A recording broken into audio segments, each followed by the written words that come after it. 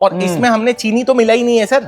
एक नंबर, मतलब थारपारकर का दूध, मतलब एक बार बता रहा हूँ मैं आपको, और कुछ देसी गाय का दूध मतलब शानदार है एकदम। इसलिए अपन एक बुल पाली थारपारकर रिसर्च शोध संस्थान से लेकर आए और एक बुल अपन चांदन फार्म से लेकर आए। चांदन फार्म आपको CCBF वो अपने 72-33 था कुछ, हाँ। एक बुल ने पूरा फार्म कैसे फार्म चमका दिया। और कुछ आप सब बेसिक काम जो थारपारकर पे कर रहे हैं वो सिर्फ दूध के लिए कर रहे हैं या अपन ब्रीडिंग पे कर रहे हैं, मतलब कितनी? और संवर्धन का मतलब ही यही है कि होने वाला हर बच्चा अपनी माँ से बेहतर होना चाहिए। इससे कि गर्मी रहती है, इम्यूनिटी अच्छी बनती है, बीमार नहीं पड़ता है जानवर। नहीं तो क्या होता है हर थोड़े दिन में सर्दी जुकाम जैसे अपन लोगों का होता है, इससे जैसे इनको भी ठंड लग जाती है, बुखार हो जाता है। हमारे पास 5-6 शेड के तो घी हमारे घर पे रखे हुए हैं देसी गौ का। इनमें स्वास्थ्य संबंधी क्या क्या उनको परहेज रखनी चाहिए, क्या क्या परेशानियां आती हैं और क्या क्या उनके इलाज हो सकते हैं? तो again welcome to all of you, सभी का नमस्कार मेरे भाइयों और बहनों का आपके चैनल पे द हार्वेस्ट जंक्शन पर। ठीक है, तो आपने सबसे पहले एक इंट्रो देखा था पूरे थारपारकर का, ठीक है, ये मीता मैम के फार्म का। अब एक बार अपन आते हैं बचे हुए अपने सवालों के ऊपर, ठीक है ना, कि अब आप ये देख रहे हैं गाय जी थारपारकर की कितनी खूबसूरत है, कितनी हष्ट-पुष्ट है, ठीक है, इसकी मिल्किंग कैपेसिटी बहुत प्यारी है, सब कुछ है। तो अपन एक काम करते हैं, इसका जो पूरा मतलब काम होता है, ये जो इतनी हष्ट-पुष्ट है, मतलब इसके पीछे रीज़न क्या रहा, क्या कारण होगा? वो होगी इसकी फीड, वो होगा इसका खाना, ठीक है, जो कि आज की डेट में सबसे ज्यादा परेशान करता है गौपालकों को, स्पेशली उन लोगों को जो देसी गौपालन कर रहे हैं। तो इसकी पूरी जानकारी लेते हैं हम एक बार मीता मैम से। मीता मैम अगेन दोबारा एक बार नमस्कार। अब मैम फीड की जानकारी के लिए आप एक बार, जैसे आपने पिछली बार जानकारी दी, एक बार की मतलब इनकी फीड में आप क्या क्या दे रहे हैं, कुछ है, कैसे संभाल रहे हैं? अभी जैसे सर्दियां हैं तो हम इनको बाजरा दे रहे हैं, थोड़ा मक्का उसमें मिला रहे हैं और थोड़ा सा गेहूं, क्योंकि पहले हम इनको गर्मी में जौ दे रहे थे। जौ से जब हमने शिफ्ट किया तो हमने उसमें थोड़ा सा मक्का ऐड करा और गेहूं ऐड किया, क्योंकि हम जौ कंटिन्यूस नहीं खिला सकते, ठंडक रहता है उसमें। अब हमने जैसे सर्दियां आई तो उसमें हम जौ को रिप्लेस करके हमने बाजरा ले लिया, तो शरीर में गर्मी रहेगी उसको खाने से और दूध भी अच्छा होता है। ये बात है। तो मैम एक बार आपके सेटअप भी हम जो आप फीड आप बना रहे हैं कुछ, एक बार वो भी देख लेते हैं। आ जाइए, चलते हैं एक बार उसके ऊपर। अब ये देखिए जौ की क्वालिटी को देखिए, बाजरा, ये है बाजरा। बाजरा जो अपन लोग खाते हैं वही वाला है, ऐसा नहीं है कि जो हम खाते हैं हमारे घरों के अंदर कुछ है, ये वही बाजरा है। और इसमें आप देख सकते हो कुछ है वो टूट फूट वाला नहीं है, ये जो अपने छनाई होती है जिस चीज की, वही है। हाँ मैम, ये है गेहूं के लिए। गेहूं लाना आगे हम लाइट में तो आइए थोड़ा सा। बिल्कुल सही है मैम, ये हाँ, ये मक्का है उनका, मक्के का लो। सही है मैम। साथ में हम इनके डालते हैं मिनरल मिक्सचर, इनको दे देते हैं। अच्छा। प्रति गाय 50 ग्राम सुबह, 50 ग्राम शाम का फिक्स है कि हमारी हर गाय को मिलना ही चाहिए। हम उसमें साथ में डालते हैं मेथी दाना। तो ये मैम मिनरल मिक्सचर जो है, ये मतलब कि वो जो चाहे मिल्किंग हो या ना हो, हाँ मिल्किंग हो चाहे ना हो तो भी देना है, तो भी देना है। हम छोटे बच्चों को भी देते हैं ये मेथी दाना, जो अपन खा रहे हैं बिल्कुल सेम वही क्वालिटी है। देखिए मतलब कि फीड में कोई कॉम्प्रोमाइज नहीं, फीड में कोई कॉम्प्रोमाइज नहीं, तभी वो आगे अच्छा देख।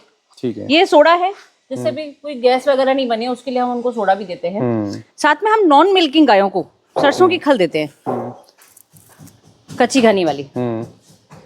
ये तो भी सॉलिड दिख रही है, बाकी हम इसको चक्की में पीस देते हैं साथ में, तो बिल्कुल पाउडर फॉर्म हो जाता है। उसको भूसे के ऊपर डाल देते हैं, तो जैसे कि भूसे के ऊपर डल गया तो एक अनइवन नहीं हुआ, हर किसी के खाने में सबके बराबर बराबर जाएगा, कि जैसे जिसको जानता खाना है उतना ही खाएगा। जैसे भूसे पे चिपक गया हरे चारे के संग में, और ये इससे कि गर्मी रहती है, इम्यूनिटी अच्छी बनती है, बीमार नहीं पड़ता है जानवर। नहीं तो क्या होता है हर थोड़े दिन में सर्दी जुकाम जैसे अपन लोगों का होता है, इससे जैसे इनको भी ठंड लग जाती है, बुखार हो जाता है या कोई दूसरी तरह का फीवर आ जाता है, वो इस चीज से नहीं होता है।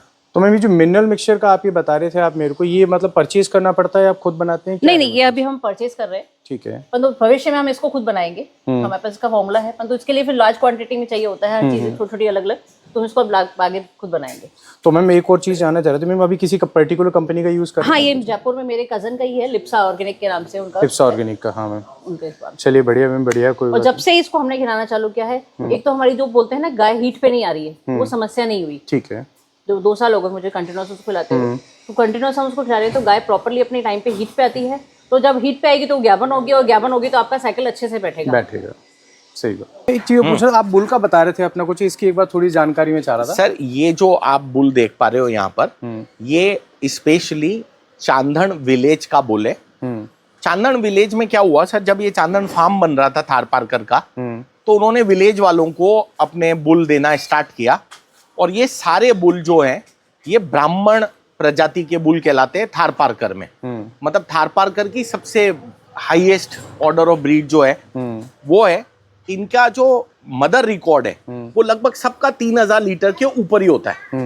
और वहां जैसलमेर में आप चांदन फार्म में देखोगे तो वहाँ 3800 लीटर 3500 लीटर की गाय हैं जो इस तरह एक लैक्टेशन में 3800 लीटर 3500 लीटर दूध दे रही हैं, इतने सूखे में भी। इतने सूखे में भी।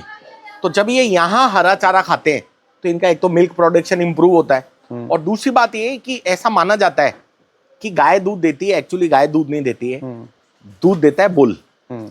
और एक अच्छा बुल एक पूरी गौशाला के भविष्य को उज्जवल कर सकता है, और वहीं एक गलत बुल जो अगर आपने सेलेक्ट कर लिया तो आपकी पूरी गौशाला आपके पूरे सालों की मेहनत को तबाह कर सकता है। तो इसलिए जब भी बुल का चयन करें बहुत सर्टिफाइड ब्रीडर से ही लेना चाहिए। इसलिए अपन एक बुल पाली थारपारकर रिसर्च शोध संस्थान से लेकर आए और एक बुल अपन चांदन फार्म से लेकर आए। चांदन फार्म से। हाँ, और इसमें भी हम बहुत ध्यान रखते हैं कि इन ब्रीडिंग ना हो, मतलब ये बुल अपनी ही बेटी के साथ प्रजनन ना करे, इसका हम खास ध्यान रखते हैं। और हर बच्चे का हमने रिकॉर्ड मेंटेन कर रखा है कि उसका फादर कौन है, उसकी मदर कौन है, उसका कब जन्म हुआ है, ताकि जब वो हीट पर आए तो हम उसमें इन ब्रीडिंग का ध्यान रख पाए। सही है सर। सर मैं सबसे पहले एक चीज जानना चाह रहा था, आपने मुझे कुछ जानकारी दी थी, दर्शकों को भी बताया कुछ, थारपारकर का दूध उससे बने हुए घी, मतलब उसमें इतना क्या खास है कुछ है कि आपने उसको सबसे पहले तो मैं बता दूं आपको कि देसी गाय का जो दूध होता है वो A2 मिल्क की श्रेणी में आता है, और दूध की आप क्वालिटी देख पा रहे हो कि दूध इस समय आपको हल्का पीले रंग का दिखाई देगा। और जब आप इस दूध को गर्म करोगे, मैं तो चाहूंगा कि आप तो इसको टेस्ट भी करो, एक मिनट रुकना, तब आपको असली दूध का स्वाद पता चलेगा कि दूध का स्वाद कैसा होता है। और इसमें हमने चीनी तो मिला ही नहीं है सर। एक नंबर, मतलब थारपारकर का दूध, मतलब एक बार बता रहा हूँ मैं आपको, और कुछ देसी गाय का दूध मतलब शानदार एकदम, बिल्कुल एकदम ये डेयरी का पीपी का, मतलब हमें लग रहा है टेस्ट बड़ खराब हो चुके हैं हमारे। करेक्ट, ये इसलिए मैं आपको बता रहा हूँ कि ये जो दूध आप देख पा रहे हो इसका स्वाद, इसमें चीनी तो मिला ही नहीं है, तो बिना चीनी मिलाए अगर आपको इतनी मिठास लग रही है दूध में, तो ये जो क्वालिटी है वो बहुत शानदार है। और दूसरी बात क्या होता है मैं आपको बताऊं, समय पर गाय के दूध का ना जो कंसिस्टेंसी है वो वातावरण पर बहुत ज्यादा निर्भर करती है। सब लोगों को लगता है कि डेयरी है तो एक जैसा दूध आ रहा होगा, एक जैसा दूध आ ही नहीं सकता। दूध का शेड, दूध का रंग, दूध की कंसिस्टेंसी, दूध का गाढ़ापन, दूध का पतलापन, ये सब निर्भर करता है वायुमंडल और सराउंडिंग की जो कंसिस्टेंसी ऑफ वेदर है। बहुत सर्दी बहुत गर्मी पड़ेगी तो वातावरण में होने वाले बदलाव आपको दूध में दिखने चाहिए, तब तो आपका दूध आ रहा है वास्तविकता में गाय से दूध से निकल के। और अगर आपको बदलाव नहीं दिख रहे तो you are getting a dairy product जो आपको बड़ी बड़ी डेयरियों से प्राप्त हो रहा है। दूसरी बात एक और बताऊं आपको, लोग मुझसे बहुत पूछते हैं कि देसी गाय का जो घी है वो पीला रंग का होना चाहिए। सर मैं यहाँ एक बात बोलना चाहता हूँ कि गाय के जो देसी गाय का जो घी है वो पीले रंग का होता है, पर ये समय और वातावरण के साथ हर शेड में, हर एनवायरनमेंट में इसका कलर चेंज होता जाता है।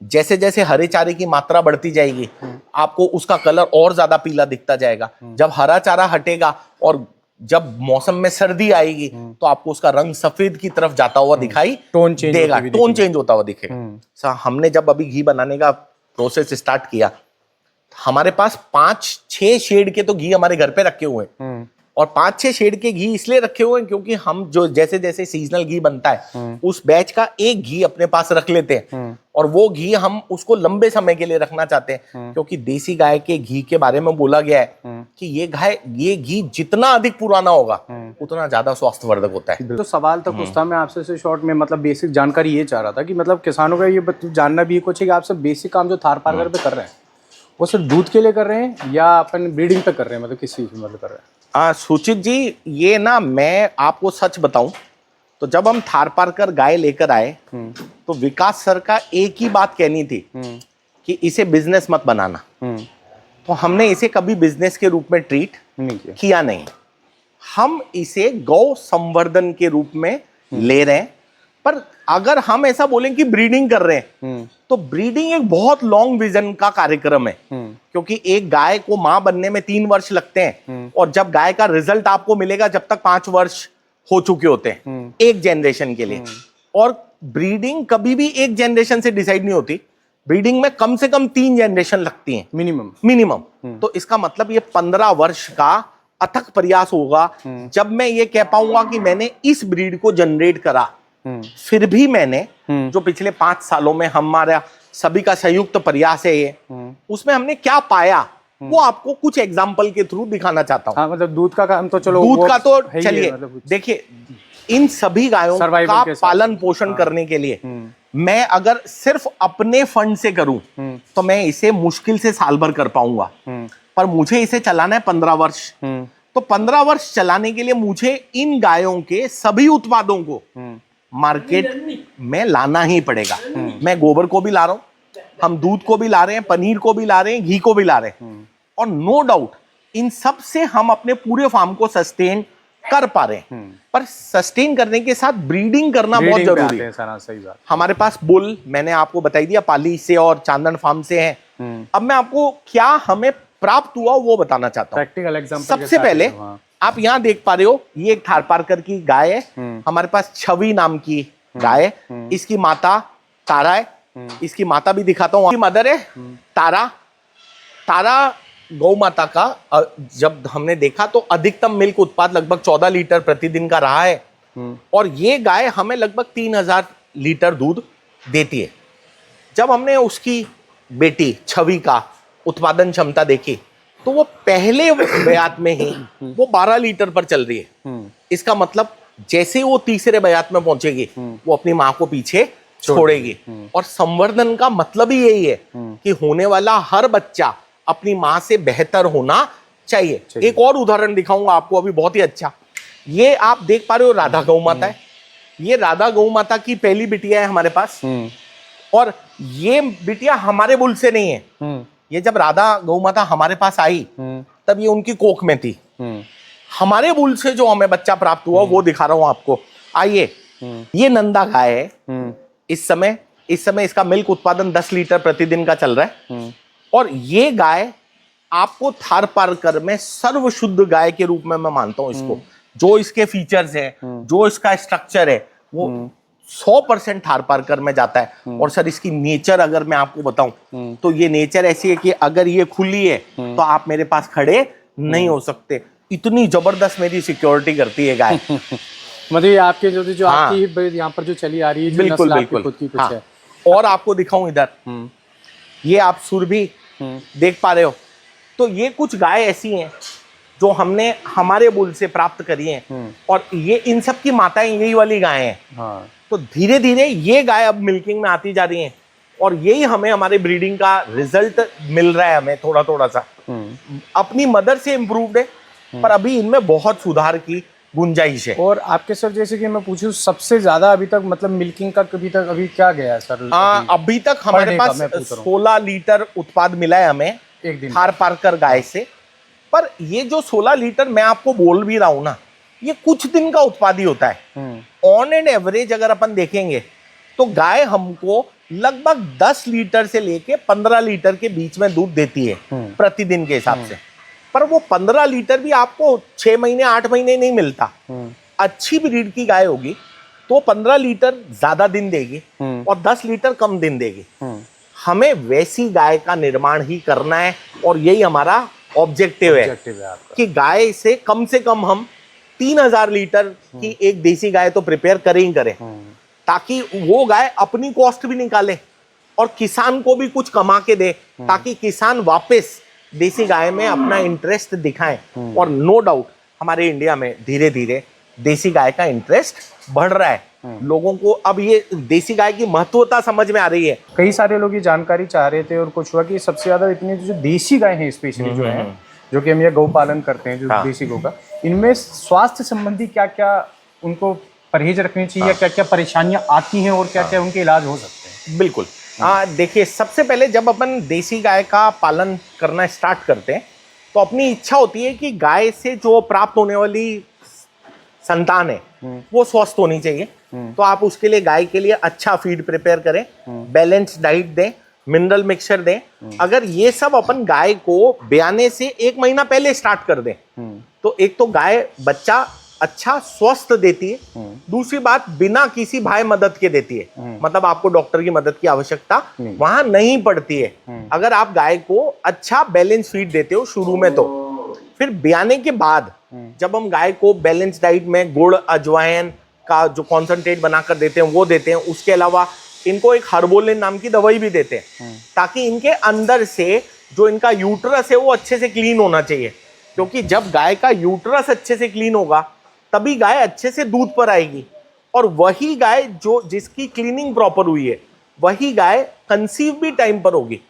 ये हमारे जो पशुपालक हैं वो उनको इस बात का खास ध्यान रखना है कि जब भी गाय बच्चा दे उसका जो क्लीनिंग प्रोसेस होता है वो 15 दिन का होता है। उस 15 दिन में हमें गाय को लगभग 5 किलो मेथी देनी है, 5 किलो गुड़ देना है, 2 किलो अजवाइन देनी है, और साथ ही गाय को मिनरल मिक्सचर और गाय का कॉन्सेंट्रेट फीड एकदम स्टार्ट नहीं करते हम।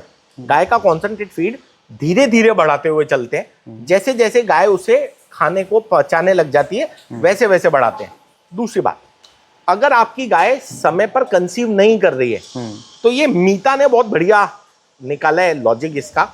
हम इस गाय को एक बार में 100 ग्राम फिटकरी पानी में घोल के पिलाते हैं, और ये 100 ग्राम फिटकरी हम उसको 1 दिन 2 दिन 3 दिन 4 दिन 5 दिन 5 दिन अगर अपन गाय को 100 ग्राम फिटकरी रोज घोल के पिलाएं, तो 5वें दिन के बाद जब वो अगली हीट पर आएगी तो वो हीट पर वो कंसीव होने की प्रोबेबिलिटी ज्यादा दिखाएगी, क्योंकि फिटकरी में इंटरनल हीलिंग की एक कैपेसिटी होती है और वो फिटकरी क्लीनिंग का भी काम करती है। तो एक तो इसका यूट्रस क्लीन होना चाहिए गाय का। जब भी अपन गाय को कंसीव करवा रहे हो, हमारे यहाँ तो गाय क्योंकि नेचुरली कंसीव होती है इसलिए हमें उतनी प्रॉब्लम नहीं होती है, पर जितने लोग एआई करवा रहे हैं, एआई करवाने के बाद गाय का खाना उस दिन कॉन्सेंट्रेट फीड नहीं देना चाहिए। और दूसरी बात, गाय को सौंफ ठंडा करने वाले प्रोडक्ट खिलाने चाहिए। गोंद कतीरा खिला सकते हैं, सौंफ खिला सकते हैं, और सौंफ और गोंद कतीरा खिलाने पर गाय ने जब आपने एआई करवाई तो उसमें जो गर्मी है वो गर्मी थोड़ी सी शीतल करती है, और बच्चे के कंसीव होने के लिए गाय का उस मोमेंट पर शीतल होना अत्यंत जरूरी है। तो ये कुछ बातें। दूसरी बात ये है कि बहुत वाले पशुपालकों को एक और समस्या आती है कि हमारी गाय जेर समय पर नहीं गिराती है। तो जेर समय पर गिराए उसके लिए जैसे ही गाय ने बच्चा दिया आप उसको आधे घंटे के अंदर गुनगुना पानी पिलाओ, और गाय को गुड़ अजवाइन सौंठ और हल्दी का कॉन्सेंट्रेट बनाओ। उसमें लगभग आपको 150 ग्राम के आसपास अजवाइन लेनी चाहिए, आधा किलो गुड़ लेना चाहिए, आपको 50 ग्राम सौंठ और 50 ग्राम हल्दी 1 लीटर पानी में घोल के उसको गर्म करो। जब वो आधा हो जाए ठंडा करके वो गाय को पिला दो।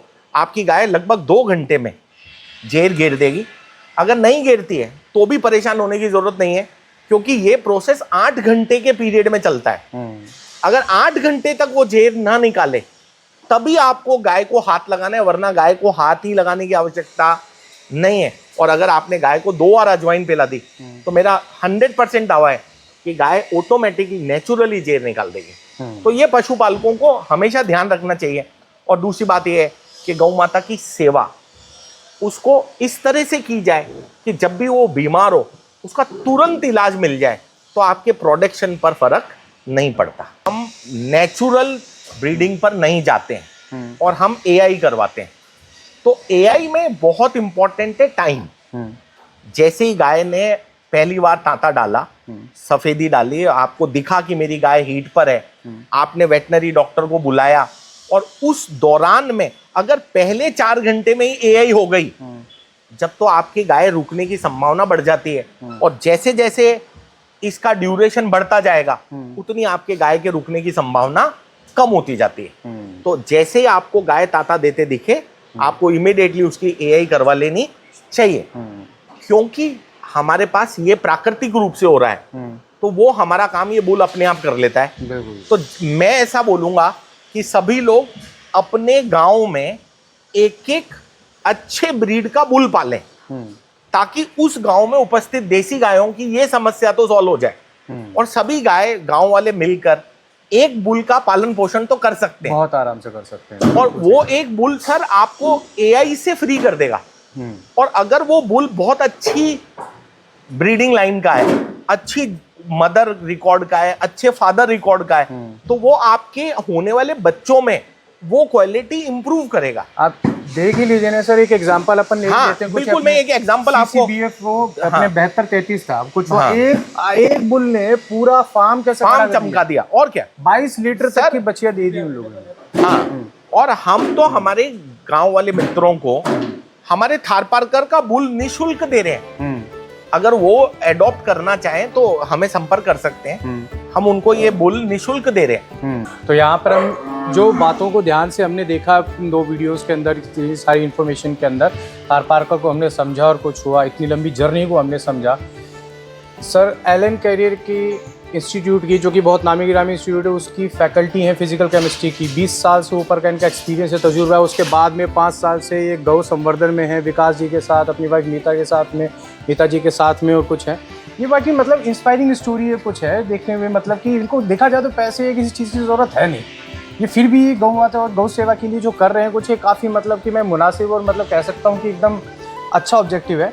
तो प्लीज़ एक तो सबसे पहले do like, share and subscribe और सपोर्ट ऐसे लोगों को जो देसी गौ संवर्धन के ऊपर काम करते हैं, जो हमारी संस्कृति और हमारे आसपास की जुड़ी हुई नस्ल पे काम कर रहे हैं, जिसके दूध की क्वालिटी सही में लोगों तक पहुंचनी चाहिए, ठीक है, उस चीज़ के ऊपर। तो ये वाइट रिवॉल्यूशन का ही एक फ्यूचरिस्टिक पार्ट है, जो कि हमारा इतिहास हमें सिखाता हुआ आ रहा है। बिल्कुल, तो मिलते हैं वक्त दोबारा। सबसे पहले तो sir thank you so much आपका, बिल्कुल, सर, टाइम देने के लिए और इतना जी, सिखाया आपने। सुचित जी, आपका सबसे बड़ी बात है, धन्यवाद है कि आप जो काम कर रहे हो वो कोटा में इसको मतलब आप हजारों रुपया खर्च कर कर भी नहीं पा सकते। जो आप चैनल, आपके चैनल पर जो ज्ञान लोगों को प्राप्त हो रहा है निशुल्क, वो मैं तो मतलब मानता हूं कि जनता के लिए ये बहुत बड़ा योगदान है, और स्पेशली कोटा के लिए, क्योंकि कोटा के भविष्य में लोगों को अब नए नए एवेन्यूज ढूंढने पड़ रहे हैं, और उसमें आप जो मदद कर रहे हो वो बहुत ही रिकमेंडेबल है। तो मैं चाहता हूँ कि आपका बहुत बहुत धन्यवाद है। सर तो प्लीज़ एक बार डू लाइक, शेयर, सब्सक्राइब, एक बार जुड़े रहिए। हम बिल्कुल दोबारा एक बार मिलते हैं इस प्रकृति फार्म के साथ भी। अभी 1-2 वीडियोस और भी कुछ बाकी हैं बाई प्रोडक्ट के ऊपर, ताकि हमें पता चले किसान किस और तरीके से आगे और अपनी कमाई को बढ़ा सकता है। तो प्लीज़ जुड़े रहिए एंड धन्यवाद। जय गौ माता। जय गौ माता, जय गोपाल।